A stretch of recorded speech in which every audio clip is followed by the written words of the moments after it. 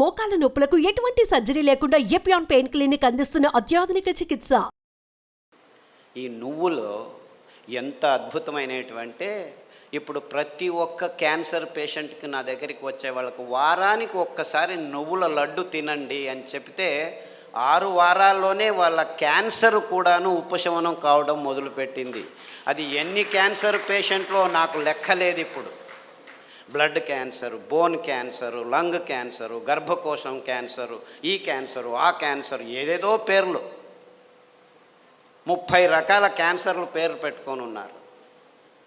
ఏ రకాల క్యాన్సర్లు పెట్టుకున్నా, పేర్లు పెట్టుకున్నా, మీరు వారానికి ఒకసారి నువ్వుల లడ్డు మీరు మీ పిల్లలు తింటుంటే ఏ క్యాన్సరు మీ దగ్గరికి రమ్మన్నా రాదు. ఇది నువ్వుల గ్యారెంటీ. ఇది నువ్వుల గ్యారెంటీ.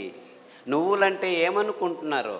కానీ డాక్టర్లు ఏం చెప్పారంటే 1990స్లో నువ్వుల నూనె తాగుతున్నావా నల్లగా అయిపోతావు, కొబ్బరి నూనె తాగుతున్నావా కొలెస్ట్రాల్ వస్తుంది, వేరుశనగ నూనె తాగుతున్నావా అఫ్లోటాక్సిన్స్ నరాల దౌర్బల్యం వస్తుంది అని చెప్పి మన పదార్థాలని ఎందుకు పనికిరావని చెప్పి ఈ విజ్ఞానులు, ఈ సైంటిస్టులు, ఈ పెద్ద పెద్ద ఇన్స్టిట్యూట్లు వాళ్ళు వందల వేల ఆర్టికల్స్ రాసేసి మన పదార్థాలని మనమే చీదరించుకునేట్టు చేసేసారు. ఇన్ఫ్యాక్ట్ నువ్వులంటే ఏం తెలుసా? ఎవరైనా చస్తే మన దేశంలో అనాదిగా నోట్లో నువ్వులు పోసి చివర్లో నారాయణ నారాయణ అంటారు. ఎందుకంటారు? అప్పి ఆ దేహంలో ఏదైనా ప్రాణం మిగిలి ఉంటే నువ్వులు పోస్తే వాడు బతికి బయటపడతాడు, నువ్వులు పోసినా బతకలేదు అంటే వాడు చచ్చాడు, తీసుకెళ్ళు దేహాన్ని. ఇంత అద్భుతమైన మహత్వకరమైన ఇది తరతరాలుగా వస్తున్న సంప్రదాయం. దాన్ని మనం విశ్లేషణ చేసుకోకుండా, అంటే నువ్వుల్లో ఇంత మహత్వం ఉంది అని తెలుసుకోకుండా ఎవడో ఏదో చెప్పాడని చెప్పి నువ్వులు అదంతకదే 2 సార్లు మనం సామెలు కొర్రలు వేస్తుంటే అవంతకవే పెరిగేవి. ఇంత అద్భుతమైన పదార్థం. ఏ చర్మ రోగమైనా నువ్వుల నూనె రాస్తే మాయమవుతుంది.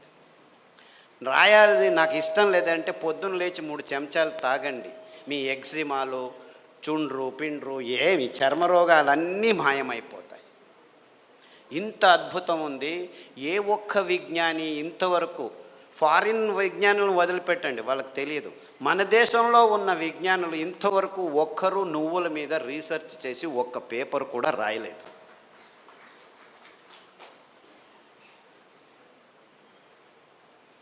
అంటే ఒక్కరు కాదు, వందల వేల మంది మైగ్రేన్ హెడేక్స్ ఉన్న వాళ్ళు ఈ నువ్వుల్ని, ఇంకా నేనేమి చెప్పట్లేదు మీకు, మరి నువ్వుల గురించే చెప్తున్నాను.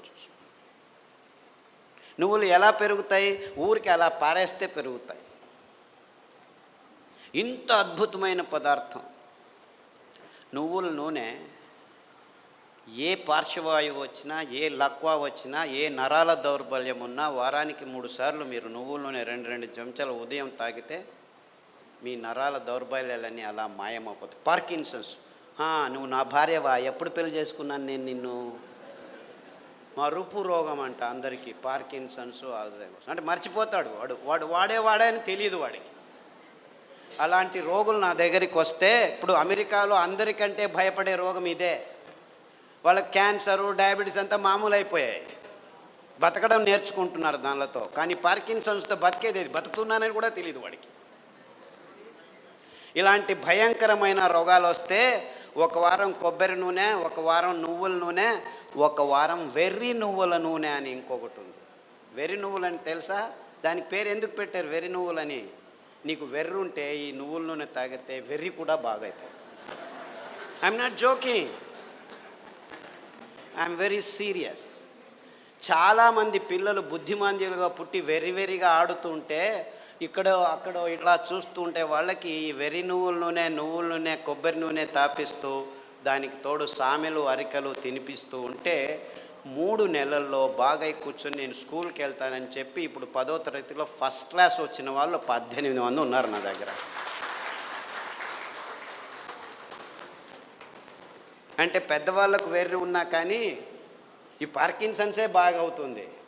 రాసేదానికి కావట్లేదు, సంతకం పెడితే బ్యాంకు వాళ్ళు చెక్ను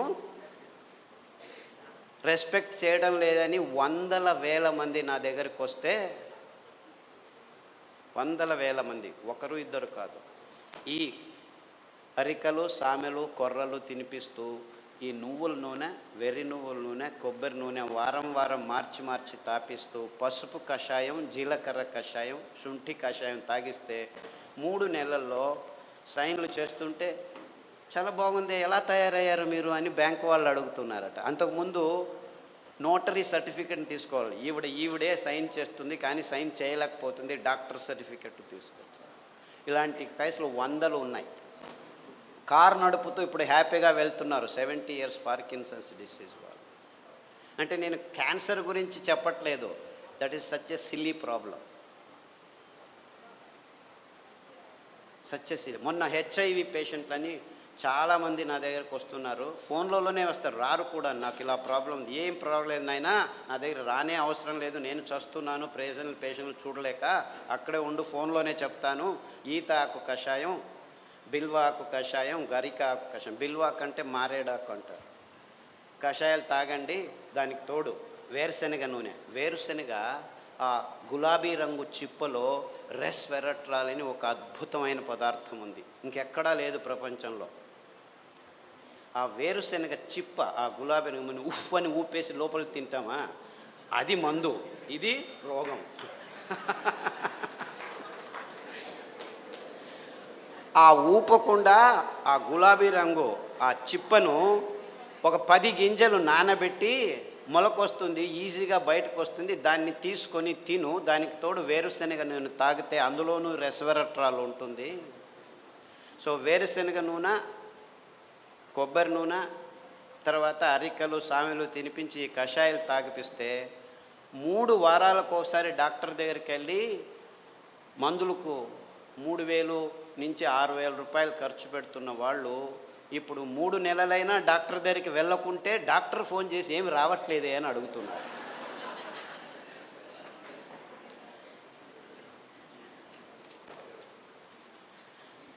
అంటే ఆ ఈత ఆకులో, ఆ మారేడు ఆకులో, ఆ గరికలో ఎంత అద్భుతమైన విషయాలు ఉన్నాయని ఎవరూ చెప్పేదానికి ముందుకు రావట్లేదు. వందల మంది. సో నాకు ఎక్కడ లేని సంతోషం. ఈ అరికల్లో, సామెల్లో, ఊదుల్లో, కొర్రల్లో, గ్యాంగ్రీన్ పేషెంట్లు అది ఎంతమందికి బాగు చేశానో నాకు లెక్కనే లేదు నాకు. I have no count. రేపు కాల్ కట్ చేస్తారంటే డాక్టర్ ఖాదర్ చెప్పాడు, చామంతి పూల కషాయం, ఆకుల కషాయం తాగండి, గడ్డి చామంతి అని ఇంకొక ఆకు ఉంది, దానికి కషాయం తాగండి, సామెలు వారంలో 3 రోజులు తింటూ మిగిలిన ధాన్యం ఒక్కొక్క రోజు తింటే 6 వారాల్లో గాయం బాగైపోయి 6 నెలల్లో 6 కిలోమీటర్లు నడుస్తున్నాను డాక్టరు, ఎంత హ్యాపీగా ఉన్నానని ఫోన్లు చేసి నా దగ్గర రావాల్సిన అవసరం లేదు బాబు, నేను మిమ్మల్ని చూడలేను. ఫస్ట్లో 100 మందికి నేనే గాయం బాగు చేసి క్లీన్ చేసి అంతా చేసి బాగు చేసి, ఇప్పుడు నా దగ్గర రావద్దండి మీరే చేసుకోండి అని చెప్పేసి ఫోన్లలోనూ యూట్యూబ్లోనూ పుస్తకాల్లోనూ రాసేస్తే ఇప్పుడు ప్రతిరోజు ఇంకా ఫోన్లు బాగలేదని చెప్పి ఫేస్బుక్లో వాళ్ళే రాసుకుంటాను, వీడికి ఎందుకు చెప్పడం అనవసరం అని.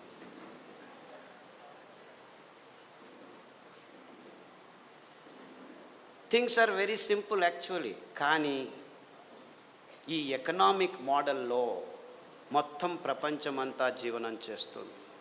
విజ్ఞానం కూడా ఎకనామిక్ మోడల్కి వచ్చేసి ఎంత భయంకరమైన అసత్యాల్ని వైజ్ఞానం అని చెప్పేదానికి పాలు అనే ఒక పదార్థమే చాలు. పాలంటే ఏమిటి? ప్లాస్టిక్ సంచుల్లో 10 రోజులు కోల్డ్ రూమ్లో పెట్టి హోమోజినైజ్ చేసి పాశ్చరైజ్ చేసి చిన్నపిల్లల నోట్లోకి ప్లాస్టిక్ బాటిల్లో ప్లాస్టిక్ నిపుల్స్తో పెడుతున్నది పాలనుకుంటున్నారా మీరు? పాలంటే తల్లి తన స్తనం నుంచి నేరుగా పాప నోటికి అందించే అద్భుతమైన అస్థిర పదార్థం. అంటే నేరుగా ఇంకా మధ్యలో ఏం ఉండకూడదు, నో ప్రాసెసింగ్, నథింగ్. అది మనిషి కావచ్చు, ఆవు కావచ్చు, పులి కావచ్చు, ఏనుగు కావచ్చు. పాలు నిర్వచనం ఇది. కానీ విజ్ఞానం పుస్తకాల్లో ఏం రాసుకుని కూర్చున్నాం మనం? పాలు పరిపూర్ణ ఆహారం అని అందరూ పాలు తాగడం మొదలుపెట్టారు.